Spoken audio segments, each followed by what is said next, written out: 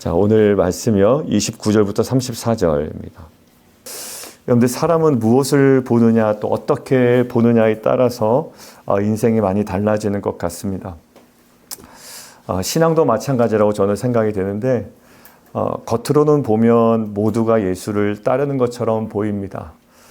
그러나 실제로는 예수님을 바라보는 눈이 다르죠. 그러니까 우리가 계속 복음서를 통해서 예수님이 질문하셨어요.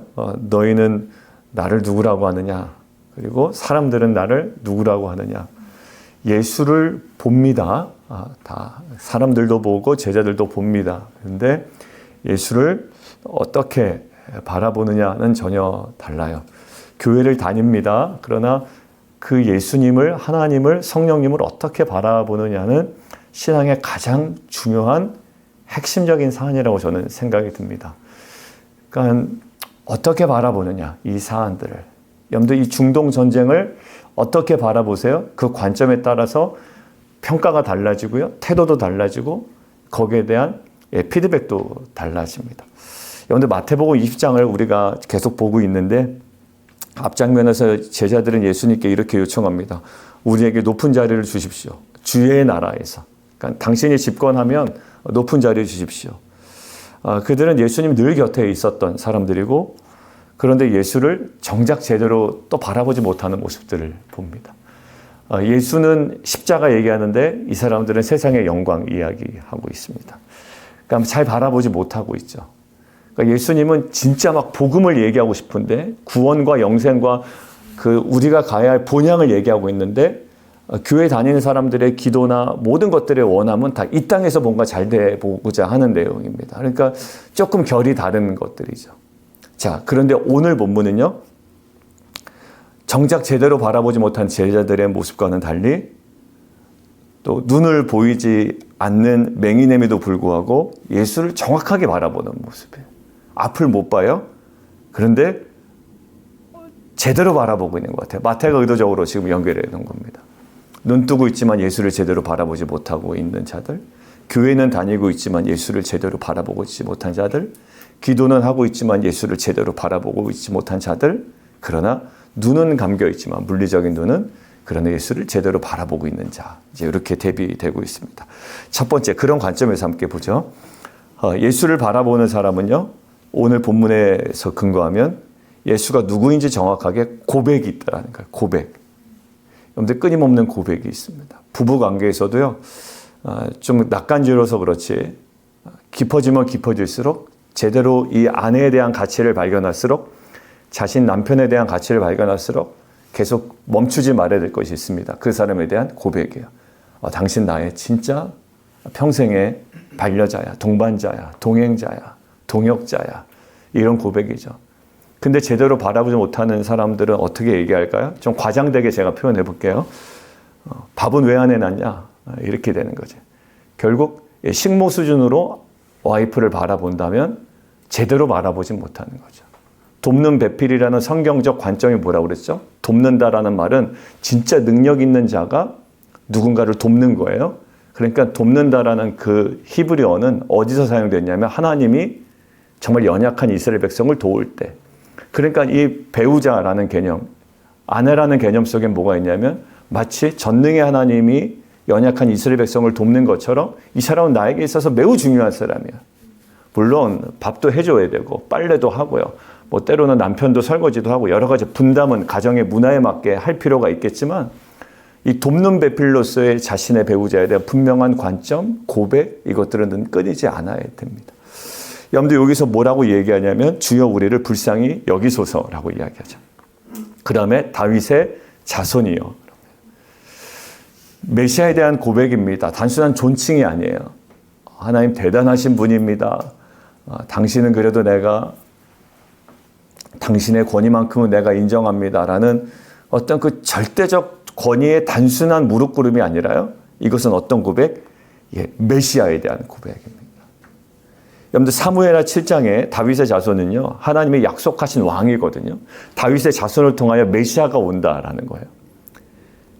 우리를 불쌍히 여기소서 다윗의 자손이요. 이 사람들 맹인이에요. 눈이 없어요. 그런데 예수를 정확하게 알아봅니다. 반대로 제자들을 한번 생각해 보세요. 매일 예수와 같이 다닙니다. 기적을 봅니다. 말씀도 듣습니다. 그런데 무엇을 보고 있었나요? 최근까지 누가 더 높은 자리에 올라갈 것인가라는 거예요. 여러분들, 마태가 의도적으로 만든 대비의 장면입니다. 교회 열심히 다녔는데 결국은 누가 더 영향력 있는 사람이 될 것인가라는 거예요. 그리고 내가 누군가 또 인정을 받으면 계속 이제 그런 메시지 나오죠. 나중에 온 사람이 교회에서 인정을 자꾸 받는단 말이에요. 그럼 마음이 계속 불편해집니다. 근데 제가 이틀 전에 얘기했죠. 하나님 나라 관점에서 아버지의 마음으로 함께 기뻐할 수 있어야 된다고요. 처음 된 자는 오히려 처음 된 자가 받은 은혜 기뻐야 되고, 나중된 자의 받은 누리는 은혜도 하나님께서 주셨다라는 주권적 입장에서 우리는 기뻐해야 된다라는 거. 교회에 묘한 긴장감이 있습니다. 교회 새로 오신 분이 인정받기 시작하잖아요. 그럼 기존의 성도님이 마음이 불편해지는 거예요. 불편해지는 거예요. 나는 이렇게 고생하고 이렇게 헌신했는데 나는 인정 안 해줬다가 뭐 새로 왔다고 이렇게 인정해주나. 여러분들, 이거는요 어느 조직이나 마찬가지입니다. 대니엘 엄청 지금 이쁨 받을 거예요. 허니문 기간이라서 어디든지 조직 간에 처음 들어가면 그런 게 있어요. 여러분들, 제자들은요 어디에? 예수님과 계속 같이 다니는데 그 첫 아들 있죠. 아버지와 계속 같이 있었는데 결국 더 높아지길 원하고 둘째 아들보다 더 인정받기를 원하고요. 근데 지금 맹인은 분명하게 얘기합니다. 다른 거 얘기 안 해요. 다윗의 자손 예수여라는 거예요. 나는 예수를 누구로 보는가가 우리 신앙의 가장 중요한 요소 중에 하나라고 봅니다. 나는 예수님을 누구라고 보는가. 예수님도 질문하셨잖아요. 너희는 나를 누구라고 하느냐. 주는 그리스도시요 살아계신 하나님의 아들입니다. 네가 고백한 거 아니다 라는 거예요. 여러분들, 저는 예수님을 나의 문제를 가끔씩 해결해 주시는 분이나 그냥 나에게 도움을 주시는 분으로 우리가 받아들이는 것을 넘어서 나의 구원자이자 나의 왕으로 모시면 좋겠습니다. 이게 나의 구주예요. 나의 구원자, 나의 주인이에요. 그러니까 신앙에 거기서 벗어나기 시작하면 나를 구원해 주셔서 감사합니다. 그런데 그냥 내가 내 마음대로 살겠습니다. 이것으로 결론이 나게 되는 거예요.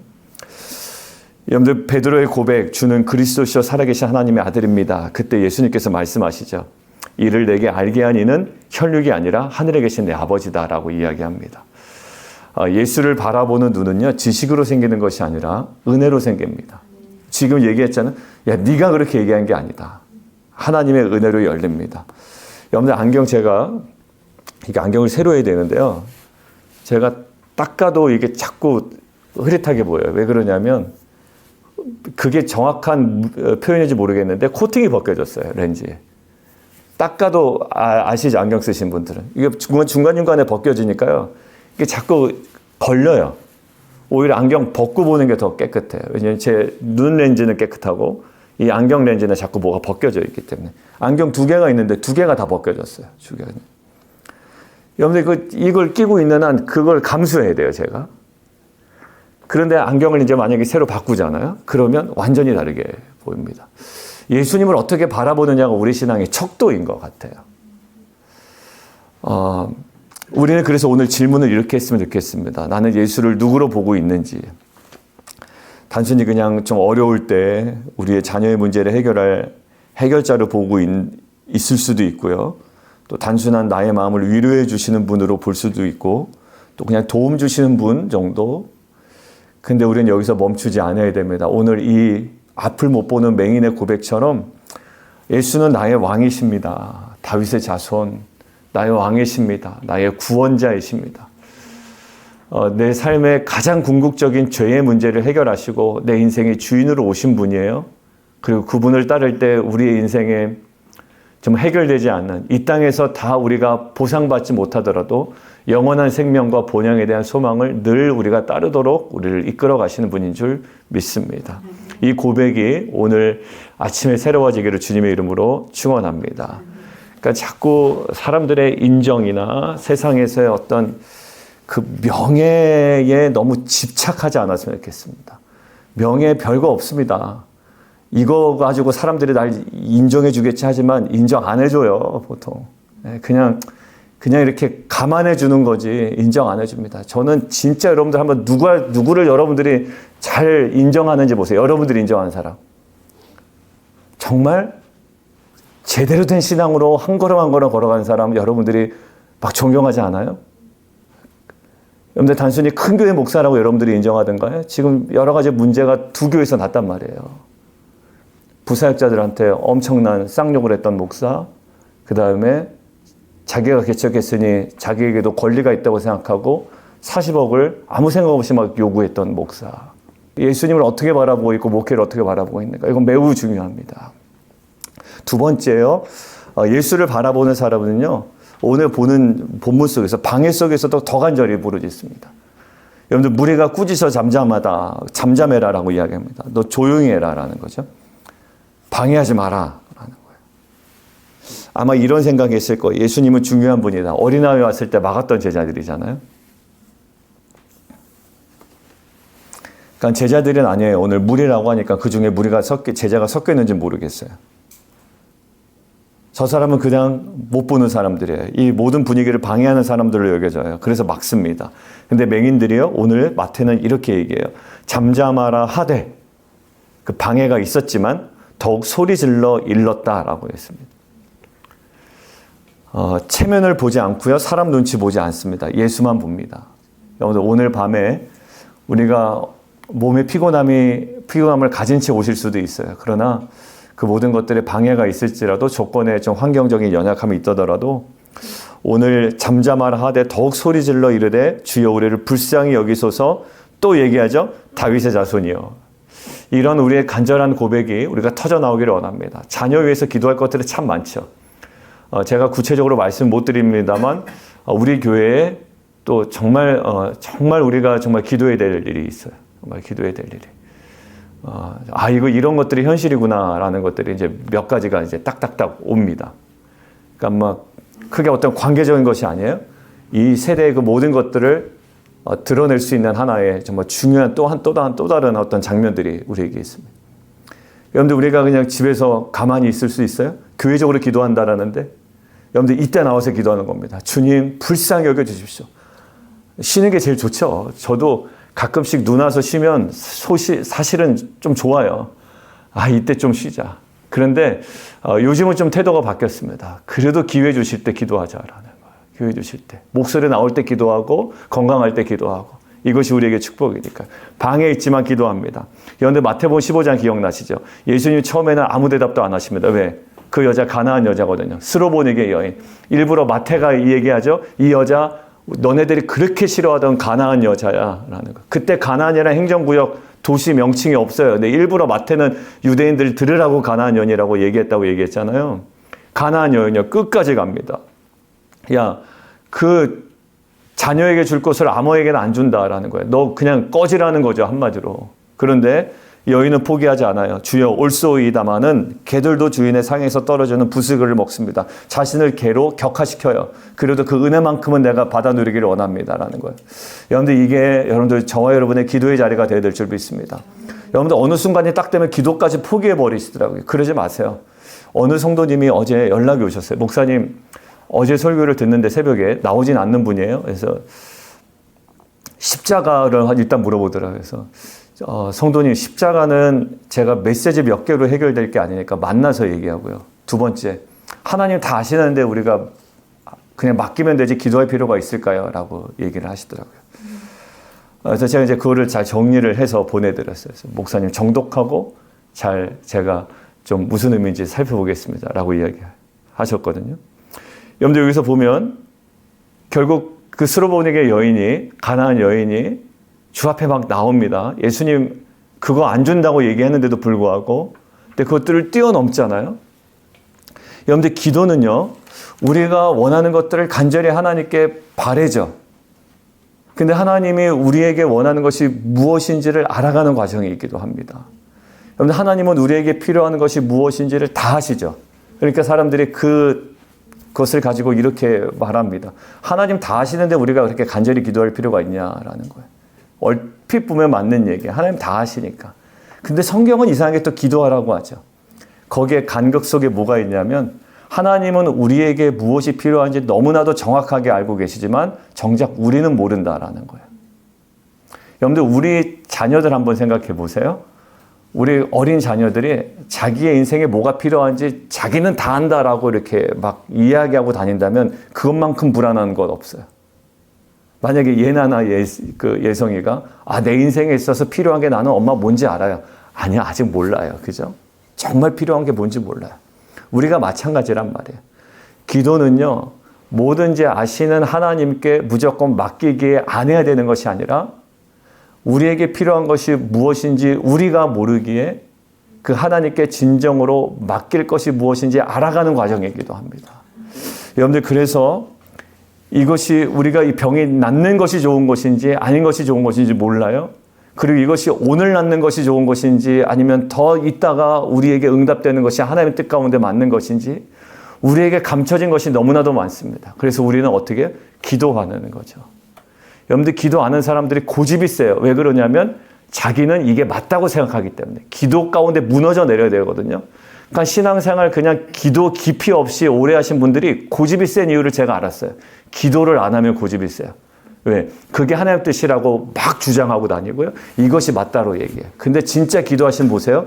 제가 요즘의 표현으로 부들부들해집니다. 이게 아닐 수도 있겠구나. 그러니까 목사가 기도 안 하고 정말 그 권위 가지고 계속 목회하려고 그러면 자꾸 충돌이 벌어지는 거겠죠. 왜? 이게 하나님 뜻이라고 막 강조하고 다니니까요. 여러분들, 결국 아이들도 부모에게 부탁할 때 한 번 말하고 포기하지 않습니다. 계속 말합니다. 다시 말합니다. 왜요? 부모가 사랑한다는 것을 알기 때문에요. 그 부모는 계속 고려하고 있다는 것을 알기 때문에. 여러분, 하나님이 우리를 사랑하신다는 것을 알면 포기하지 않아요. 그리고 정말 우리에게 필요한 것이 무엇인지 계속 우리에게 간구하게 됩니다. 여러분들, 저는 그래서요, 우리가 생각할 때 기도 응답이 아닐 수가 있는데 때로는 기도 응답이라고 하는 그 과정을 어떻게 깨닫게 되냐면 기도하면서 깨달아요. 나는 이렇게 진행이 되어야 이것이 기도 응답이라고 생각을 했는데 기도하다 보니 하나님께서 그것이 아니라는 마음을 주시는 거예요. 그것 또한 분명한 기도 응답이라는 확신이 있죠. 그래서 우리 신앙생활 하다 보면 방해가 있습니다. 그 방해가 제일 큰 게 뭐냐면 내가 원하는 대로 일이 진행되지 않을 때요. 그때 더 기도하셔야 됩니다.